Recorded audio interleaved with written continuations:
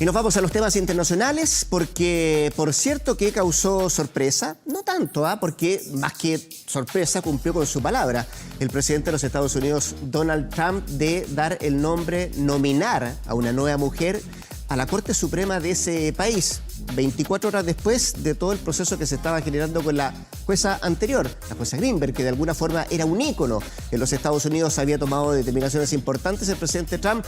¿Qué se viene para adelante? Bueno, tiene que aprobarla el Senado, pero entre otras cosas, se viene una política interesante a puertas de la elección en los Estados Unidos, la elección presidencial del próximo 3 de noviembre. Paulina Astroza, nuestra analista internacional, ya contactada con nosotros. ¿Qué tal, Paulina? ¿Cómo te va? Buenas tardes. Hola, Paulina. Buen día. Hola, ¿cómo están? Carla, Rodrigo, gusto saludarlos. Paulina, ¿por qué es tan importante la nominación? Primero, la muerte de una jueza de la Corte Suprema como la jueza Ruth Bader Ginsburg, y que ahora se esté nominando a una nueva persona, en este caso una mujer bastante conservadora, para sucederla en el cargo. ¿Por qué es tan relevante para un país como Estados Unidos, sobre todo en esta coyuntura donde tenemos las elecciones cerquita? Primero, es muy importante por el rol que cumple la Corte Suprema en Estados Unidos. Recordemos que en el caso de Estados Unidos tiene un sistema que no es como el nuestro, tiene un sistema basado en el precedente, el llamado sistema anglosajón, donde las sentencias de la Corte Suprema van creando legislación, y eso es muy importante, y más aún ahora cuando nos encontramos con una Corte Suprema en la cual estaba, digamos, cargado al lado conservador, pero con la muerte de Ruth Bader Ginsburg, en el fondo lo que va a ocurrir ahora es que quedaría, porque hay que ver el tema del Senado, con, digamos, 6 jueces conservadores, muy cercanos a las ideas republicanas, pero más bien conservadores en cuanto a su filosofía, y 3 jueces más progresistas o liberales. Entonces, es muy importante justamente este gran cambio que se puede producir para lo que se pueda venir, y ahí adelanto un poco, respecto a las elecciones del 3 de noviembre. Entonces,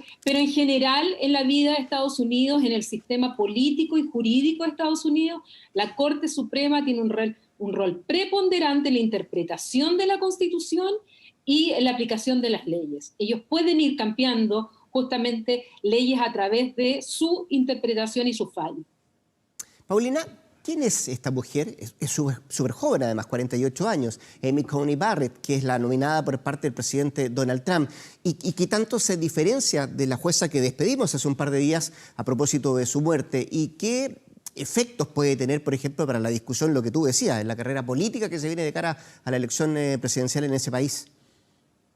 Es una abogada que nació en Luisiana, que ha vivido gran parte en el sur de los Estados Unidos, que estudió Derecho en la Universidad de Notre Dame, donde también ha dado clases, ha seguido una carrera judicial, el cual el propio presidente Donald Trump la ha nombrado como jueza de la Corte de Apelaciones, y que ahora, como tú decías, tiene 48 años, y esto también es un dato importante porque los jueces de la Corte Suprema en Estados Unidos son vitalicios. Ella es una católica ferviente, es contraria al aborto, además ella defiende el derecho al porte de armas, ha fallado en favor de la pena de muerte, y por lo tanto tiene un perfil muy distinto a lo que fue, y por lo que es ícono y es leyenda, y es un gran ejemplo para, digamos, el sistema judicial más liberal, más abierto, que representaba la jueza Ruth Bader Ginsburg.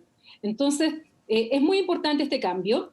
Ella, además, bueno, está casada, tiene 7 hijos y tiene una interpretación de la Constitución muy al pie de la letra, es muy ortodoxa en el sentido de la interpretación, y esto es lo que la diferencia justamente a RBG, como se le conoce a la jueza Ruth Bader Ginsburg, en el cual ella luchó por los derechos civiles, por la equidad de género, por la igualdad racial. Además fue muy vanguardista en sus temas siempre, defensora de los derechos de la comunidad homosexual.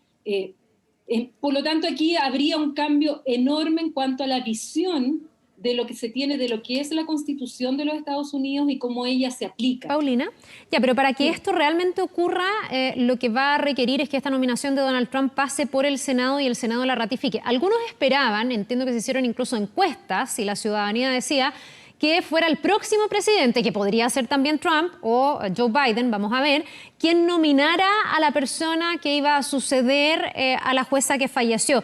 Sin embargo, ya está nominada. ¿El Senado, tú crees, le va a dar carta verde, le va a dar el vamos a esta nominación de Donald Trump?